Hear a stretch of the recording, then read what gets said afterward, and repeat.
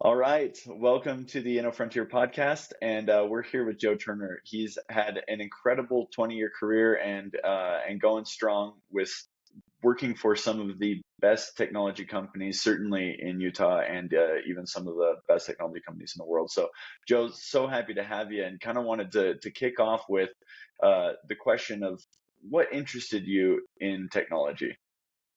Yeah, Jeff. Well, first, let's start with thanks for inviting me on the podcast. Excited to be here and kind of share my story. So I actually been blessed because at a very young age, I knew. So they pulled me out of second grade for the gifted and talented program and put me in front of a computer. And I've been hooked ever since. So the very first program that I ever wrote was to draw a Christmas tree on the screen. There were, 15 of us in the class or something like that. And it was cool. I brought my Christmas tree in, but then I was like, well, it needs some gifts. So then I added some gifts. And the rest of the kids didn't seem all that interested in it. So the professor came over and helped me. We, made it turn on blinking lights and a whole bunch of other stuff. And ever since then, I've been like, okay, this is my career path. I'm going, whatever this is, I'm doing this for the rest of my life. So from a really early on age, I knew like, this is what I was going to do. Yeah. So that's kind of how I got started. I don't know if there's other follow-up questions if you want the whole life story, but that's how I got started. Well, I mean, starting with the Christmas tree is pretty unique. I love that story. From there, at what point did you get your first technology job? So it kind of depends like what you say job.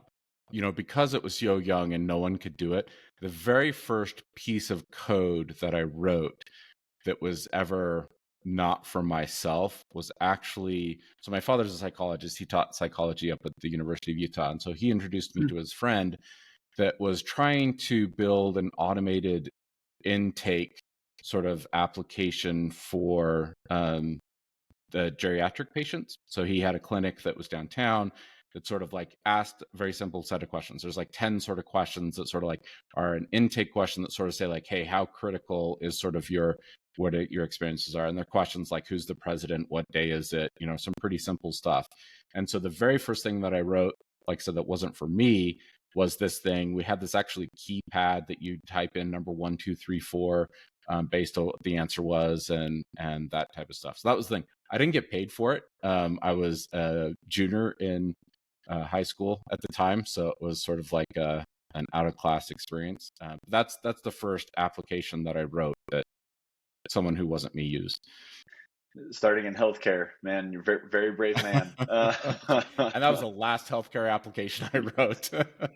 Yeah, no, that's been a place in my career where I've tried to stay far away from, but probably a lot less regulation and permissions back then in terms of technology. Yeah, so this would have been 91. So HIPAA wasn't a thing. Yeah, the internet wasn't a thing. Yeah, so this was way back. So your dad was a professor at the U, and then from what I remember, you also went to the U. What did you study That's there? right. I mean, the U being one of the coolest bastions of technology that I feel like everybody just glosses over with their relationship with DARPA and the early, onset of the internet and so many different things. The U's really led a lot of the way there. What did you wind up studying while you were there?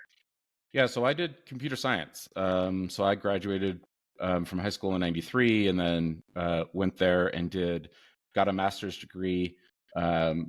Did 4 years of undergrad and 3 years of my master's degree. My master's was all in education, because I really felt that kind of going through the U's program, like when I graduated, right, like the internet was just being born. I remember taking my girlfriend at the time and my mother to the county fair and showing him the internet on the computer with the old, Mozilla browser way back when and stuff like that, going like, this thing's going to be big. And them going like, I don't get it.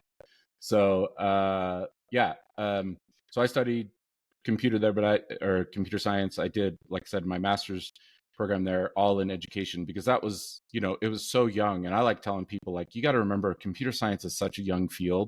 Like I have a friend who, says this all the time, which is like, if you map where computer science is in relation to like civil engineering, so building buildings and stuff like that, on the same timeline, we're now at the point where in civil engineering, the concept of a right angle didn't even exist. So the concept of 90 degrees and vertical doesn't exist, like on the same timeline. So we are so incredibly early in computer science that like it's, everyone says like, oh, I have applications, and they think about it. Yes, we've accelerated much faster than buildings have been built, but like we are just super young and fresh. Like I'm going to be one of the first people that like graduated with a CS degree, had an entire career coding, and helping to build applications. There's not a ton of people, maybe a decade before me, you could argue, but the people who my professors, like they all came from math, they all came from sciences, they all came from other fields. Very few of them had a real professional coding job and then came back and helped out. So anyway, that was my career. And the U, like you mentioned, was like it's really surprising to me that how much the U did that doesn't get credit for. I mean, they wrote the very first 3D model ever, the teacup. If you Google the Utah teacup, the people who are there really are the grandparents of computer graphics. I mean, you got Evans and Sutherland, right? He did all that really early modeling. He sort of like built up his tree of people under him, founded Pixar, Adobe. Jim is a Ed Catmull alum. So like, that him and that group really kicked off the computer science. I have to also mention Elaine and Rich Cohen. They did amazing work in raster graphics and modeling and other stuff there. So like for me, and I think this is fair to say, computer graphics was invented and really born through the University of Utah. So like 10th on the internet. So yeah, there's a ton of stuff to love there. When I went, it was super hard. They only accepted 5%, and I had to have a 3.8 GPA, which did mean I have to retake one class to kind of stick. So it was rough. It was a rough program. Oh, I believe it. And, so much more math oriented. I was listening to Ed Catmull's book about, and obviously Yeah. he, predated you, but like about how, computer graphics was even more math than it is today. And, all of that different modeling and, taking that to Lucasfilm and then to Pixar, just, super cool legacy that I agree, just nobody really knows about. And so you studied, the application of technology in education, but you didn't choose education. You choose to go to industry, or at least as far as I know. Walk us through that decision of choosing to go into industry and maybe those first couple jobs. Yeah, I was going to be a professor, and like that's, I wanted to be Dr. Turner, like my dad before me. And so that was my path that I was heading on. But then the internet came and the dot-com boom happened, and the pull of entrepreneurship, like it was just too strong. I still have hopes and dreams of going back and teaching and saying, hey, this is what I learned in my career. And I do go up to the University of Utah from time to time and give like a little 1 hour presentation. They invite people to come back and they have a class, which is really cool. I've been doing that for quite a bit, and that sort of scratches that education itch, and so forth. But it was, for me, like education is great and they're doing amazing stuff. When I it's so funny because I talk to people all the time, like, well, so what were you learning when you graduated? Well, it was like ray tracing, which is just now becoming super hot in 3D modeling and graphics. And you have, I have friends who are now like built at NVIDIA that are like building the ray tracing rendering graphics engine, on the hardware and stuff like that. I'm like, so you're still doing the same thing you were coding at school 30 years ago? They're like, yeah. I'm like, okay, that's cool. And AI was super hot, right? Oh, think how amazing this thing's going to be, and that type of stuff. So just like in the last couple of years, what I was learning in school is really starting to come out and be popular, and sort of front. Anyway, that's kind of how that played out. No, that's incredible, and I get that pool of entrepreneurship, especially back at with all of the appeal of seeing some of those early tech companies really go. So what led you to pivoting to to Raytheon? And I believe there was one more before that. Yeah, so the career path is right out of school. I had some friends who were working at a company called ThoughtStar. So you got to remember, this is 2000, so internet was just coming in, and the thesis behind ThoughtStar was, man, wouldn't it be great if in your browser you could read your email, share files with people, having chat conversation and so forth. So that was kind of the thing. We're sort of like a document share / email web platform. So if you imagine the G Suite back in 2000s, like that's sort of what we were building, but not even close in terms of technology and capabilities. But that's what we're doing. So that got sold to iManage. Then the towers came down, unfortunately, and the economic recession there sort of like kicked back, and they decided to close the Utah office.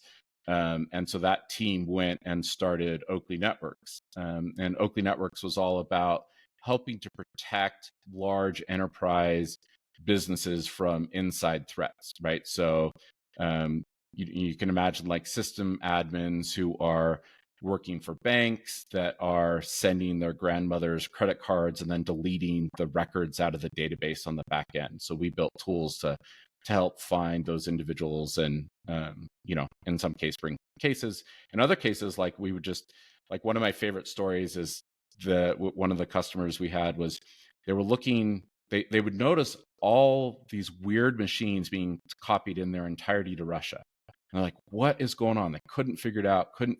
They're like, what, like, is Russia like, I don't really know why. And it was just random machines. Like one day it'd be an admin's machine and the next day it'd be like the CEO's machine. And they're like, there's just no pattern to this. So we put our software on and we were able to find out there was an IT guy who had a requirement that said you must make an entire backup of the whole machine before working on it. But they didn't give him any place to store it. So being the engineerish guy, he's all like, well, there's these free Russian files shares, so I'll just put the stuff there, So it's like, there can be innocuous stuff, just like you don't do it. But this was really cool to kind of go and say like, no, the right way, let's buy you a machine. Okay, cool. Thanks for, following all the rules, the letter of the law, maybe not the intent, but let's get you some hardware and stuff like that. And they were able to patch it up. But they'd been looking for this for years. This guy had been doing it for years. So. Dude, that is a wild story. Yeah. So I'm assuming though that he wasn't punished for that, right? To be honest with you, like I heard about it a couple years after we had discovered it and stuff like that. So I don't know the details of the story. But yeah, I think it was more of a training exercise than anything. So. And then, so then Oakley got bought by Raytheon, tried to work the Raytheon ship for a while, sort of just got burnt out on that, started TaskEasy. So it took a crew of people from Oakley and we did that. That was online lawn mowing. So you go to taskeasy.com, you type in your address, you hit buy. We built an Uber type dispatch to have someone show up and kind of mow the lawn. Which is super cool, and don't want to totally interrupt, but I just really like this thing because it was one of the first marketplaces that I'd ever heard of. People always talk about these two-sided marketplaces, and TaskEasy was really providing that service for people to get quick quotes on their lawn care, but then also providing business opportunities for the lawn care companies. And you would drop in your address, and essentially it would be able to generate a quote based on what it saw of your which is a cool kind of computer vision aspect. And I remember seeing TaskEasy, a few years ago and being like, oh, this is pretty interesting technology in one of the most like manual oriented fields ever. And I did maybe just want to ask, so what was like the insight that said, yes, this is what makes sense? I mean, there's a lot of different industries, especially in contracting or services that you could have focused on. You chose lawn care. Where did that happen? And it's such an evolution with TaskEasy. Like the very first piece of code that I wrote for TaskEasy was actually a Chrome plugin to work in property management software that just told you who was maintaining the property. Because there were all these management softwares out there, but they sort of like left to the side sort of the management piece and who was it. So it's just really simple of like, hey, this property that I own is managed by John, and this property over here is managed by Sally, and this one over here is managed by Fred. And so it was really a process of discovery of like, oh man, that's really cool. But then the gig economy stuff started really getting hot and that type of stuff, and it became pretty obvious to us. Plus, there was the kind of housing market crisis that happened, and the effect from that was a lot of high net worth individuals wound up buying all of these like depressed bank properties and then realizing like, oh, I have 100,000 properties across the 50 states. How do I get them cut? Like, how do I get the lawn cut? And so we had an awesome solution where we'd send them photos, and like if someone failed, the next person would show up, and that type of stuff. And so it became a really a no-brainer process them for. But like with all the companies, Oakley Networks also started with a totally different idea than insider threat, right? Like it's sort of, that's the weird thing about these companies when you start to where they get today, and people say, well, how did the idea come from? Where did the idea come from? And I get that, right? I like asking that question because it helps figure out where or how to come up with these ideas. But it really does, that it's really an evolution from something to nothing to nothing to the next thing to the next thing to the next thing. So, that's how it came about. And the pressure of being a founder and a CTO, I felt has always been very intense. Mainly because I've had the opportunity of being the non-technical co-founder inside of a company, and I feel like so much gets put on them because not only are they responsible for all the other things that a founder is responsible for. You have cash flow issues, you have personnel, you have direct management, but then you also got to get the product done. And while maybe not directly responsible for revenue, the features that are there are. How did you handle that, especially early on, that, kind of that pressure of stepping immediately into CTO seat and, running quite a big company, kind of by the time you left? But to be honest with you, at TaskEasy, not very well. I was like, oh, I'll just work harder and harder and harder. And eventually I just burnt out. And so I was, fortunately, my co-founder was able to recognize that, and we sort of had a great conversation. I said, I got to step back. It's not good for my health. It's not good for the company.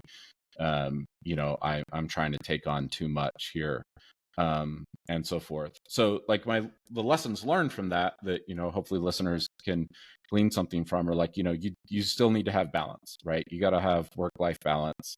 You can only do so much. The brain is a muscle, just like everything else. It's going to exhaust, and weird things are going to happen. It's not like you're just going to go to sleep, right? You're going to get grumpy, you're going to get angry, you're going to start making bad decisions. So it needs times off. It needs a relaxing break as well. So figure out that work-life balance. The other thing too is, I really equate businesses to, like, the reason that I've been successful over and over and over again, I don't necessarily think is that I'm like the best entrepreneur, I'm the best technologist, right? I can point at people and say like, that guy is doing it way better than me, or she's much better at entrepreneur and sort of business building than I am. What I think is, my secret to success is maximizing the time and the opportunities to get lucky, right? So I can look at each of the companies that I've done and say, hey, at this point, this is where there was a massive inflection point, and this was a luck meeting, right? So at Oakley Networks, one of our people just happened to be sitting by a high-ranking U.S. official who was looking to help solve the problem that they were looking for, right? At TaskEasy, Ken happened to be on a plane talking to one of these high net worth individuals where they're like, yeah, actually, this is the problem that I have. And so then we sort of twisted TaskEasy overnight into sort of that piece. And, I go through each of the other companies that I've done, and there's always this luck point. And so like the secret is, just give yourself enough room, make sure that you are being aggressive about going out and talking to people so that you have the best opportunities for those luck moments. I know we got a little bit aside from your question, but that's real my what I've learned is like, you want to maximize that and just give yourself a chance to have balance between work and life. Well, I thought you put that perfectly. That's always been a concept that's floated around in my mind is, I felt really lucky to have been in the entrepreneurship space for, since college, kind of running my own thing. And I think that a lot of that, I resonate with what you're saying because I've given myself enough time to be lucky enough. And, I know a lot of people, they either run out of cash or they run out of motivation. So they don't have enough time to have those breaks. And granted, we haven't had one of those big inflection breaks, but I think that we just keep being able to push out the time where we're able to do it. So I that's why I really like what you're saying is, if you can buy yourself enough time, you can eventually statistically probably, work out that luck. Yeah, and just to be clear, like it's two pieces. Time is definitely a big piece of it. Like you want to try and stay alive, and you'll find all sorts of books saying like, "Oh man, it's tenacity. Nobody won. Whoever gave up." Blah blah blah, blah, that type of stuff, and that talks about time. I think that's a key and important part of it, like you're saying. But the second part for me is you also got to put yourself out there. Like, Hmm. people always come back and like, well, I want you to sign an NDA before I tell you my idea. I'm like, you are going to lose right out. Like, yeah, NDAs are important and definitely they're secret sauces and you need to protect your company without a doubt. But if you're not willing to have a conversation about your idea with someone else, then how are you ever going to have that luck moment? How are you going to get the feedback from them on it? So I push really hard for like, be over aggressive, be over, sort of like communicative, put yourself out there, make sure that, you're doing 10 to 15% of your weekly activity networking, going on podcasts and talking to people about the business, et cetera, et cetera. Like, you need to really have these moments to give your, not only time to stay around long enough, but also make sure you're maximizing the opportunity for these luck moments to happen. So it's twofold. You need to do both. Wow, fantastic, fantastic advice. So step away from TaskEasy. What does that next chapter of your life look like? I mean, to some extent, you've done this thing so hardcore for so long, you're waking up that next day. I mean, what do you do? Yeah, so I mean, after I sort of, took a good break from TaskEasy, sort of recentered myself, got back on the path, I've been mostly bouncing around helping other companies. So I co-founded another company with Morgan and Johnny called MarketDial. It's really interesting. They're doing A/B testing for retail. So imagine you're a huge grocery chain and you want to figure out where's the best place to put the cheese. Or one of the classical examples is like, hey man, if you put beer and diapers together, you can increase your sales because, you sort of capture that one personality of someone who's picking up diapers because it's late at night, they need to, and they want a beer when they go home, right? So building a really sophisticated knowledge base system on the back end to make that really easy, because there's a bunch of complicated math there. So I kicked that off, got the engineering team kind of stood up and ready so that they could go and do massive growth, and they're doing really, really well. But then I was like, I think I'm gonna retire, and so I've been helping just advise other companies. So I help Local Fluence, which does helps like restaurants sort of promote themselves on Instagram through their restaurant attendees. I helped a company, Skip, which just got acquired. They're basically trying to do like mobile checkout, so you can sort of like scan the barcode in a grocery store and just walk out. They're part of a different company now. Salad Technologies, which is a really, really interesting company. I love the engineering team at Salad. What they're trying to do is they're trying to leverage all these graphics cards that are sitting idle, right, to build the biggest supercomputer in the world. It's a really hard, really technology challenging problem, as you might imagine. I think they've got the engineering team to do it, but they're doing it. And most recently, I was talking with Chris and Zach, who are the co-founders of Mobly, about the sales tech space and it being just so void of tools, right? There's a bunch of sales tech on your phone, or sorry, on a desktop, but nothing exists on the mobile phone. And all the big companies, they're like, okay, well, I've got this massive, long-running application that has thousands and millions of features. There's no way that fits on a phone, so we're just not going to do it. So we're coming at it from backwards, which is like, hey, well, what are phones good at? What do they, what they could do? And then what tooling can we build that integrates with these big backend problems so that when people are out in the field, they've got the sales tooling that they need to be successful. So I jumped on board mid this year. We're doing really well. We've got 25 customers, a bunch of revenue. It's growing really fast and I'm having a lot of fun.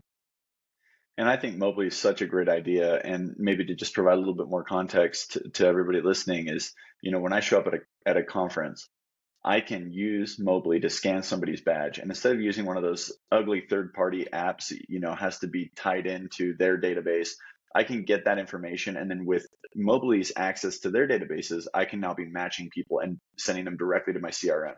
So I can be having a conversation with somebody and already be setting a meeting, which, having been to a lot of shows myself, Yep. is an awesome application, and just blows my mind that something like this doesn't exist already. It's like, how have there been so many little, I'm going to swap my LinkedIn profile with you over my phone apps, yet this didn't exist. It's insane to me. And I'm always fascinated with people like yourself that have experienced so much success. And I know MarketDial, those guys really, really well. What Morgan and John are doing are so awesome. And and I didn't actually realize that you were a co-founder of the company, which is so cool. Um, uh, Very cool company. But for people like you that have an opportunity to retire and don't, is it more the opportunity, that you keep finding with things that you're interested in, or is it just this kind of innate thing inside of you that you just struggle stopping? Like, where does maybe a combination of both? I yeah, I actually I don't think it's either. For me personally, everyone's different, right? So my sort of retirement journey was actually went and like talked to my financial advisor, and I said, "All right, I have all this money, I'm retiring." He's like, "You can't retire." I'm like, "What are you talking about? I have plenty of money. I can retire. I absolutely can retire." He's like, "It's not the money. Nobody retires." Like, what? And he, showed me the data, and I really liked him. Kind of for showing this was like, look, you can right size your business and you can be more, hobby oriented than work oriented, but you need to stay relevant. You need to do it. You need to be, and I think that's sort of great for general stuff. For me, personally, I'm an engineer at heart. And if someone puts a problem in front of me, it's really hard for me not to dive into that. And that was sort of, the conversations that I had with Zach and Chris was like, look, the problem is sales tech on the phone is terrible. And when I look at the macro problem, like I think B2B sales with all the economic turmoil and everything else, companies wanting to pull back, it's going to get really hard. Digital marketing, digital sales, like I keep, trying to get this point across to people, and resonates with some and not with others. But like, look, when everyone has the same marketing and sales tools, no one has any tools, right? Because the only way you win is by competing and being a better, either having a better process by pulling that off. And so when everyone can send out 1 million emails, when everyone can, buy Google AdWords, set up an SEO, that all competes, like then it's not win. Which is not to say those marketing things are like completely dead. It's just it's impossible to compete in that space.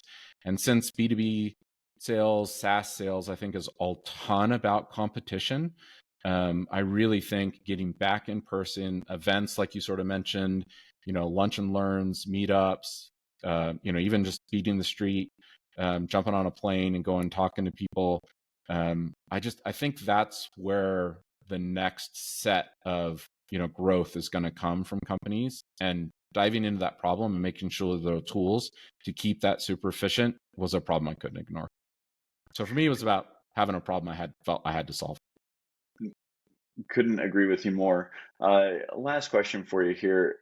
You are somebody who always stays really close to the technology. I've met a lot of CTOs that as they've progressed in their career, they kind of get separated away from the technology and much more to the people management. You seem to always be drawn back into the technology. Is that a strategic decision, or is that just something that you just are? I mean, I love coding. I love building. I love doing that type of stuff. But it's more that I really enjoy, at Oakley, we sort of grew. I was, first coder, really wrote the first line of code that became the flagship product. There were a couple of people who had done some research and other stuff before, so I don't want to say like I was absolutely first, but I did write the first line of code that became the production product, the flagship product there. We grew to 250 people, 100 employees, that type of stuff.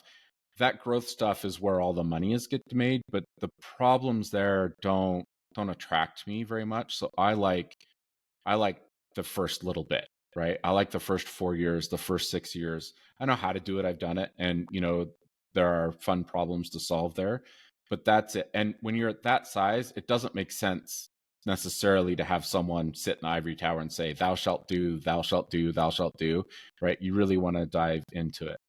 I actually think, and I'm going to get in trouble for saying this, but there's got to be at least one controversial thing in each podcast, right? So what I'm going to say is I think the CTO role in a startup changes more fundamentally than any other role in a business. And, I did a research, and I have a talk on this that I really talking about, but like I think there are 5 distinct phases to being a CTO. The first is like you're a contributor, like what I'm doing at Mobly. There's a very small team. I'm writing code 50% of the time, managing other stuff 50% of the time, right?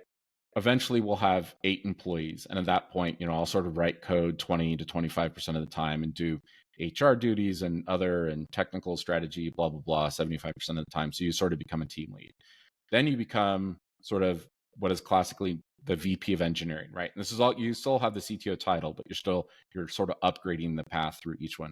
So, you have teams of teams, you got the 2 pizza rule, which is, you can't have a team that can't be fed by 2 pizzas. So, now you got to buy 4 pizzas and 2 teams and doing that type of stuff. Once you're at that point, like, it's really hard to stay in the coding world. I still think it's important. I still think, at least doing code reviews, understanding, there's nothing like seeing code to really understand what's going on. So you have that role, right? And that gets you, we got 20 to 25 employees, that type of stuff. From there, then you kick up into, CTO, that type of stuff, and your job changes completely from here, right?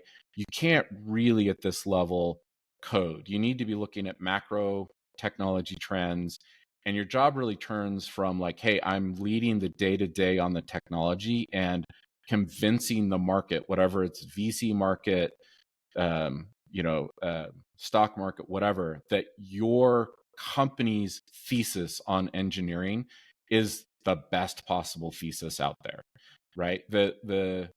I don't know personally, but I conjecture that the Google CTO does not spend a lot of time coding, but does spend a ton of time proselytizing their failure first mantra, right? Which is like, hey, look, if a product doesn't go well, we kill it, right? And pushing that throughout the company, throughout external, having conversations about why this is the best way of doing engineering.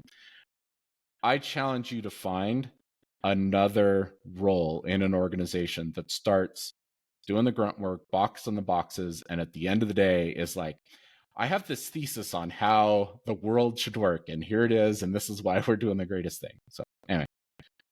No, that is very true. And if I could just ask, like, if you could have a handful of traits and somebody that can actually make that journey, because that's a hard journey for one person to go all the way through. And I know that you've done it. What would be a little bag of traits that you think could be in somebody that can help them to make that journey? I think it's a pretty distinctive person that can do it. And one of the things that I really like about what I'm seeing in the field is that you can be rewarded, but yet not make that journey. So, Ben over at Lucid, right? Co-founder, did that type of stuff, went up, still has the CTO title, but he does a great job of, I think, pushing sort of like why they're engineering, why they're recruiting, that type of stuff does. But he's, his thesis, his mantra is he really likes getting into the code a lot more. So he spends a lot more time coding than does it. Lucid is a great company. And to his credit, like, he's done an amazing job there, but I don't know that he likes or even wants to do the sort of like CTO type stuff that I was just talking about. And that's fine. That's totally fine. It does not have to be that path, and he should be rewarded, right? Microsoft, back in the day, invented this title called distinguished engineer, and it was completely sort of their VPs, right? Their level of people could go back and do more coding, but still have that status of like, look, I may not be the person who does everyone reporting to, but I still have all of that clout. And that type of stuff. So to push back on you a little bit, like, I don't know that it is the right path for everybody, but to answer your question specifically, like, I think you have to be curious, which all engineers are, which I think is going to be a great thing. You have to really be patient, and this is the hardest thing, especially for engineers. When you're in coding, you sort of get these dopamine and serotonin and all these other like hits all the time. Is like you solve problem, solve problem, solve problem. When you get kicked up a level, the dopamine hits get strung out over months and months and months, right? There's a difference between like, oh, I wrote this code, I got the automated test to work, and I was able to push it out, and ta-da, it's great. Versus like, man, I'm implementing a culture change where we're going to do code reviews, and now I want to see success and our bug count go down because we've actually got those code reviews in. That doesn't happen overnight. That takes months or years. And so the time scale of it like really changes. So you got to have patience to really sort of like make that change, because your brain is going to actively fight you against it and say like, where's my dopamine, man? Where's that hit? Like, let's go do that. So Well, super powerful. Joe, thank you so much. This has been an amazing conversation. I feel like I've learned a lot. And certainly when you become a professor one of these days, I'm taking your class. So thank you so much for being here. It really means a lot. hey, thanks, Jeff. This was a lot of fun. I appreciate it.